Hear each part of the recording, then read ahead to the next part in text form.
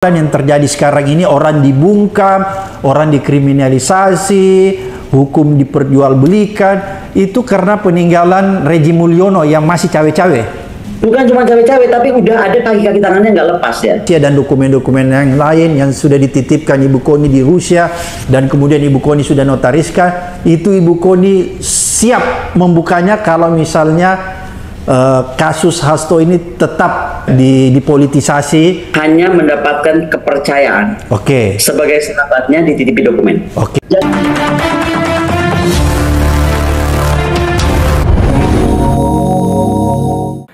Halo, assalamualaikum warahmatullahi wabarakatuh. Jumpa kembali dengan Banyuwangi Official. Oke, selamat pagi semuanya teman-teman ya. Dan kali ini adalah berita yang masih mengenai tentang posisi RP yang dimana menuduh Pak Jokowi adalah koruptor. Nah, bagaimana videonya? Dan ini adalah perbincangan antara Ibu Koni dengan Abraham Samad. Apakah videonya? Nanti kita simak bareng-bareng, dan nanti juga ada saran dari para netizen. Oke, untuk videonya kita siapkan dulu. Dan kali ini kita tonton dulu Ibu Koni. Oke, lanjut untuk videonya kita play. Lu yakin Prabowo dibiarkan hidup oleh Jokowi 2 tahun? Saya sampaikan Pak Rosan, kenapa saya mesti gabung 02? Saya ini akademisi, saya ada di mana-mana. Toh saya bantu Pak Prabowo minta apa nih untuk bikin roadmap pertahanan kalau jadi presiden. Saya di tim itu Pak. Lalu dia bilang nggak bisa, harusnya Mbak Koni lebih clear, pakai baju biru muda masuk. Saya bilang, sebentar, sebelum saya bilang apa dulu, saya mau tanya, emang Pak Prabowo ini bakal jadi presiden berapa lama? Ini nyampaikan Pak Rosan loh, duta besar kita mantan di Amerika. Jadi rencananya 2 tahun. 3 tahun berikutnya diikuti oleh Gibran. Saya langsung bangun, sebentar Pak Rosan. Jadi akan 2 tahun, lalu langsung diganti oleh Gibran. Pertanyaan gua bodoh aja nih. Lu yakin Prabowo dibiarkan hidup oleh Jokowi 2 tahun? Ibu Iriana, by the way, jangan tenang-tenang Bu. Babak Ibu belum keluar. Oke? Nah, ada Ibu Iriana dengan semua data dokumen apa itu, ya kan? Jadi ada yang di saya yang sudah saya notariskan di Rusia, ada yang dari Mas Andi yang belum dibuka, ada yang dari mungkin tentang kepolisian yang belum dibuka. Kita ini mau buka-bukaan acuan-acuan. Ini yang mau. Itu yang saya bilang gak kasihan apa sama Pak Prabowo. Ini kan dia dengan kayak gini ini sebenarnya kan bikin Pak Prabowo jadi pusing. Pak Prabowo itu dalam perjalanan loh ke luar negeri kemarin, dia pulang mendadak Pak gara-gara rame-rame ini. Tugas negara terganggu hanya karena ulah-ulah ini nih, adik-beradik bapak beranak ini. Ibu Koni coba mengaitkan bahwa penetapan tersangka Hasto ini tidak jauh selang waktunya dengan pemecatan Jokowi dan keluarganya dari keanggotaan di PDI Perjuangan. Jadi seolah-olah ada balas dendam nih, tanda petik ya, ada balas dendam sehingga melakukan sesuatu yang bisa dikategorikan seperti yang tadi Bu Koni katakan, pembalasan lah, seperti gitu ya. Apakah elit-elit politik kita, ya kan, elit politik kita nih, terutama yang dalam pemerintahan sekarang, itu telah tersandra kah oleh pemerintahan sebelumnya, which is saya kalau boleh bilang itu si Raja Jawa wannabe, yang terus ingin mementingkan keuntungan pribadi atau keluarganya, ya kan, daripada kepentingan nasional. Soalan yang terjadi sekarang ini, orang dibungkam, orang dikriminalisasi, hukum diperjualbelikan, itu karena peninggalan Rejim Mulyono yang masih cawe-cawe. Bukan cuma cawe-cawe, tapi udah ada kaki-kaki tangannya nggak lepas ya, dan jadi terus berkesinambungan gitu, saling membaca gitu. Kedua juga bukan cuma itu, tapi dia tuh kayak oke, kalau kita harus respect sama orang dan melihat sisi baiknya, satu-satu saya yang mesti saya akui, dia jago main catur sih, jago banget main catur politiknya, betul, itu harus kita akui loh. Tapi ini loh, kamu tuh mau diakui bagus tapi untuk hasil yang jelek, atau kamu diakui bagus untuk hasil yang bagus, kan kembali ke diri kita. Semua dokumen ya, baik berupa dokumen rahasia dan dokumen-dokumen yang lain yang sudah dititipkan Ibu Koni di Rusia, dan kemudian Ibu Koni sudah notariskan, itu Ibu Koni siap membukanya kalau misalnya kasus Hasto ini tetap dipolitisasi. Dan seperti tadi yang disampaikan Ibu Koni bahwa Pak Hasto itu sudah siap untuk membongkar semua rahasia ya, sampai hancur-hancur. Saya koreksi, izin kepada saya koreksi. Oke. Saya itu hanya mendapatkan kepercayaan. Sebagai syaratnya dititipi dokumen.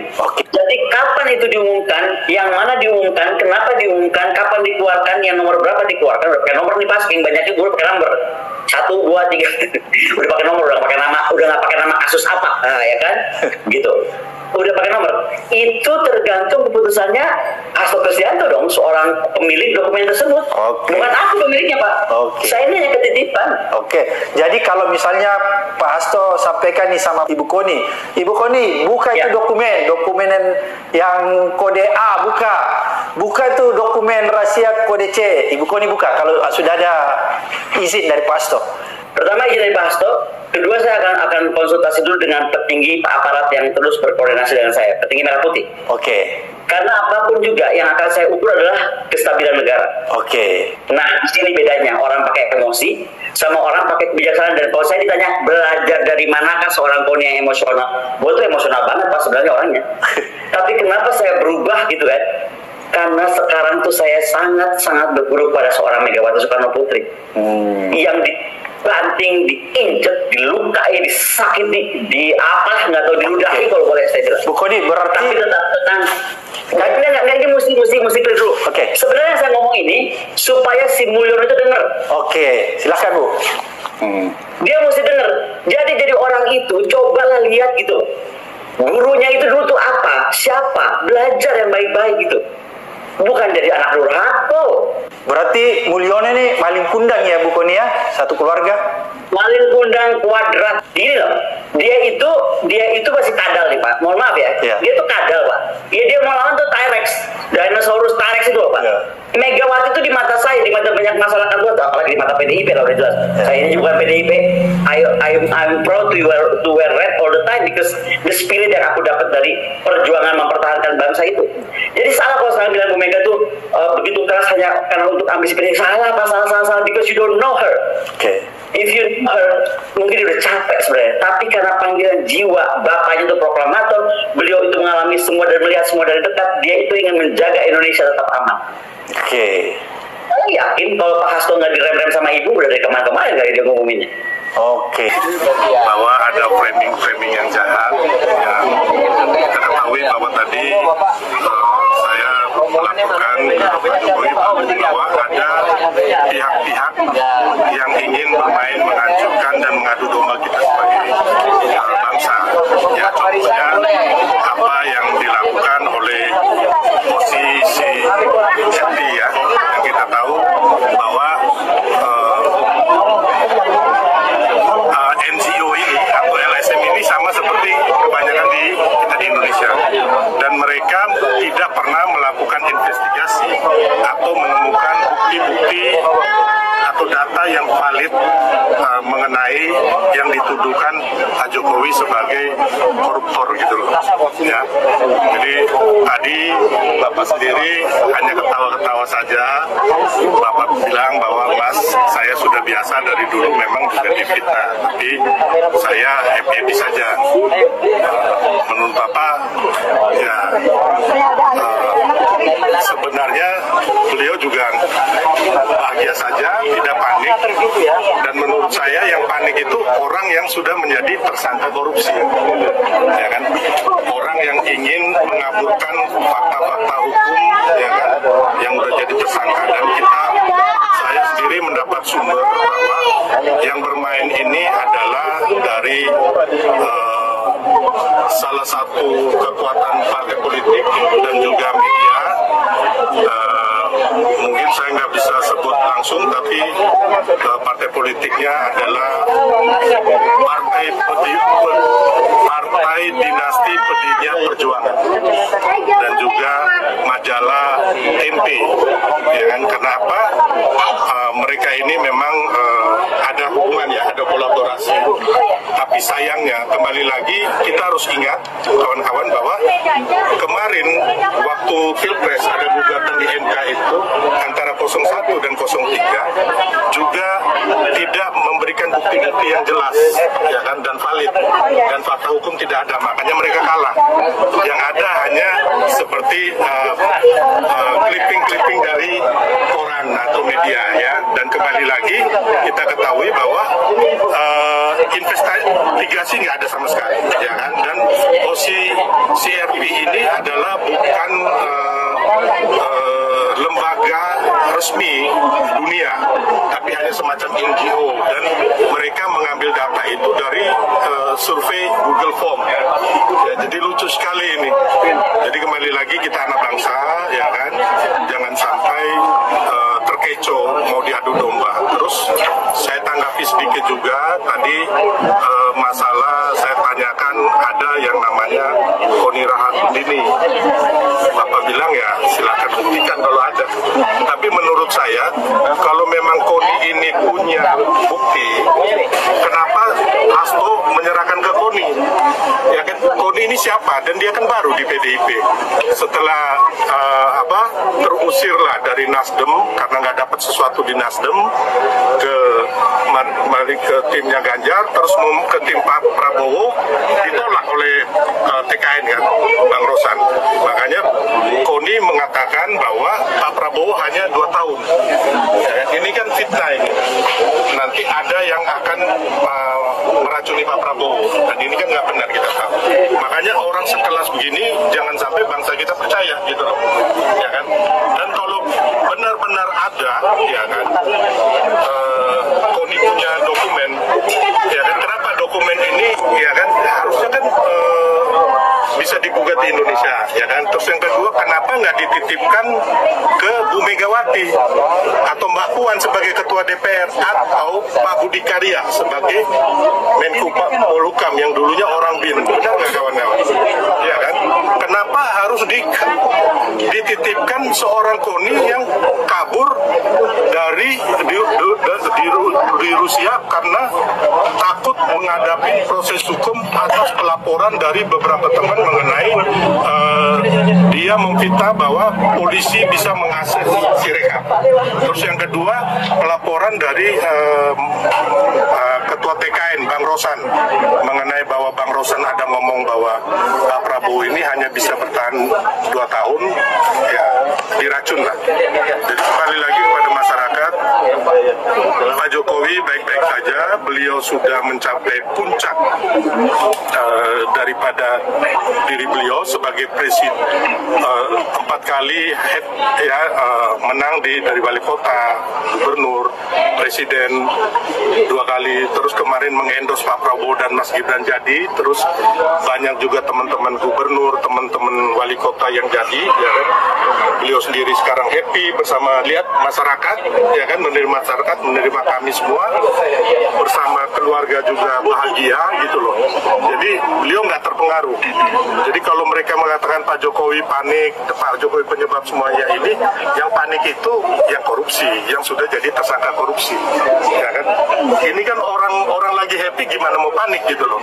Jadi yang panik ini adalah orang yang tertimpa musibah dijadikan tersangka karena sudah mengkhianati rakyat dan mengkhianati bapak bangsa kita, yaitu Bung Karno. Ya kawan-kawan, jadi saya katakan bahwa yang benar pasti benar, kebenaran itu akan mencari jalannya sendiri. Dan jangan lupa, jangan pernah melawan atau mau menzolimin orang baik dan benar. Tuhan itu tidak tidur. Ya, jadi kawan-kawan, begitu saja tadi perbincangan saya sama Bapak Presiden. Terima kasih kawan-kawan sudah hadir, termasuk terima kasih sudah tadi diterima oleh Bapak Presiden ke-7 ya, Bapak Joko Widodo. Nah itu teman-teman keterangan dari Bapak Silvastar Masudina yang dimana sempat berkunjung ke rumahnya Pak Jokowi, dan disitu sangat banyak sekali masyarakat antusias untuk ke rumahnya Pak Jokowi sekedar ingin bersalaman ya, ataupun menemui Pak Jokowi pagi itu. Oke, lanjut lagi untuk videonya, dan mungkin ini adalah pendapat dari masyarakat, nanti juga ada, kita dengarkan untuk videonya yang kita play. Lanjut lagi. Menyerang Pak Jokowi, fakta mengejutkan tentang OCCRP. Mari kita kupas. CCRP didanai oleh Open Source Society milik George Soros. Ya betul, Soros melakukan investasi kepada Media Tempo. Dalam partnership yang kami temukan ada nama Tempo sebagai mitra publishing sejak lama. Yang lebih aneh kini artikel hasil survei sudah di take down OCCRP. Survei yang berasal dari Google Form dan memainkan buzzer vote melalui Twitter. Miris. Media jurnalistik Indonesia hanya ikut mengkopi berita tanpa memastikan kredibilitas tersebut, dan OCCRP memiliki kerjasama dengan Tempo. Bukan hanya itu saja yang bikin miris berita palsu, dan tanpa fakta ini tidak hanya diorkestrasi oleh Tempo, melainkan ada beberapa wartawan yang melakukan orkestrasi ini di Twitter, salah satunya wartawan narasi.com. Cukup aneh, tidak ada bukti dan melakukan manipulasi vote. Tidak jelas kredibilitas, tapi media jurnalistik Indonesia memainkannya. Kenapa tidak mengejar Hasto dan Koni yang katanya mempunyai bukti video keburukan Pak Jokowi? Tenang, rakyat sudah pintar dan tidak akan terprovokasi. CRP mengakui bahwa tidak mempunyai. Nah, itulah keterangan tentang OCCRP, teman-teman ya. Oke, lanjut lagi untuk videonya. Kali ini pendapat dari para netizen di Indonesia. Oke, kita simak lagi, lanjut. Bukti Jokowi korupsi. Nah, lo OCCRP mengakui tidak memiliki bukti bahwa Jokowi terlibat dalam kasus korupsi untuk keuntungan finansial pribadi selama masa jabatannya. Namun kelompok masyarakat sipil dan para ahli mengatakan bahwa pemerintah Jokowi secara signifikan melemahkan Komisi Anti Korupsi Indonesia. Para juri menghargai nominasi warga negara, tetapi dalam beberapa kasus tidak ada cukup bukti langsung tentang korupsi yang signifikan atau pola pelanggaran yang sudah berlangsung lama. Kata penerbit ini ya. Nah, jika tidak mempunyai bukti, pertanyaannya, kenapa nama Jokowi dimasukkan ke dalam nominasi pemimpin terkorup dunia? Ternyata OCCRP memasukkan nama Jokowi sebagai tokoh terkorup karena banyak menerima kiriman email. Kami membuat pengumuman umum untuk nominasi dan menerima lebih dari 55.000 kiriman, termasuk beberapa tokoh politik paling terkenal, beserta individu yang kurang dikenal. Tulis OCCRP. Oh, jadi dasarnya karena mendapat 55.000 kiriman email. Kira-kira 55.000 itu mewakili siapa?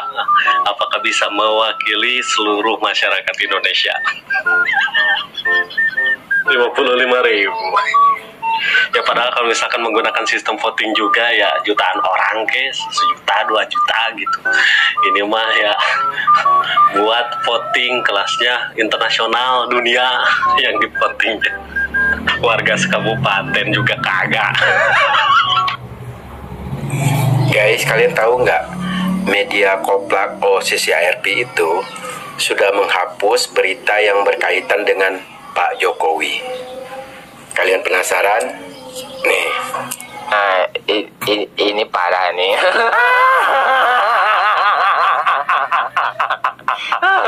Tenang.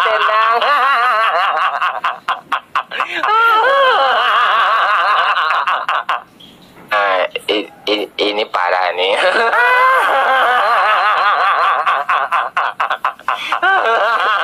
Tenang.